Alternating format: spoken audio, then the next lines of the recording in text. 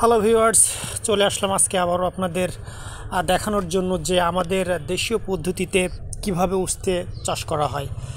তো আপনারা দেখতেই পাচ্ছেন যে আমরা উস্তে যেটা চাষ করে থাকি, উস্তে সেটা বা মাঠ করলা, সেটা চাষ করে থাকি আমরা মাটিতে। সামান্য কিছু খড় বা কচুরিপানা বা এই জাতীয় কোনো জিনিস যেটাতে মাটি ঠান্ডা থাকবে এবং হালকা পাতলা বৃষ্টি হলে যে উস্তে বা ফলটা যেন পচে না যায়, এই জন্য আমরা সামান্য পরিমাণ খড় বিছিয়ে এই চাষটা করে থাকি। মূলত আমাদের এলাকার বাইরে যেসব এলাকাতে আমরা দেখছি সেসব জায়গাতে উস্তে বা করলা চাষ করে বানে।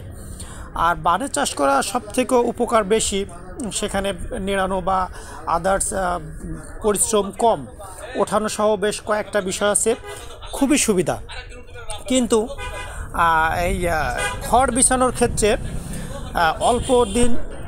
অল্প দিনের ভিতরেই এই ক্ষেতটি নষ্ট হয়ে যায়, বা বৃষ্টি হলে এবং অন্যান্য পোকামাকড় বা আরও মাটির জনিত সমস্যা, সেগুলো ফলের উপরে প্রভাব বিস্তার করে, যার ফলে সেগুলো দীর্ঘস্থায়ী বা দীর্ঘমেয়াদী ক্ষেত করা সম্ভব হয় না। আর যদি একটু অতিবৃষ্টি দেখা যায় তাহলে তো আর কোনো কথাই নেই, হয়তো বা দু এক ধরা দিতেও পারে, নাও পারে, তারপরেই ফসলটি নষ্ট হয়ে যায়। তো অবশ্যই আমি বলবো, যদি আপনাদের বেশি পরিমাণ লাভ করতে হয় তাহলে অবশ্যই সেক্ষেত্রে চেষ্টা করবেন বানে করার জন্য। যদিও মূলত লতা জাতীয় ক্ষেত বানেই বেশি শোভা পায়, কিন্তু আমরা অল্প দিনের জন্য চাষ করি এবং অল্প দিনে বেশ কিছু টাকা বা প্রফিট অর্জন করে আমরা ক্ষেতটি নষ্ট করে ফেলি। ধন্যবাদ।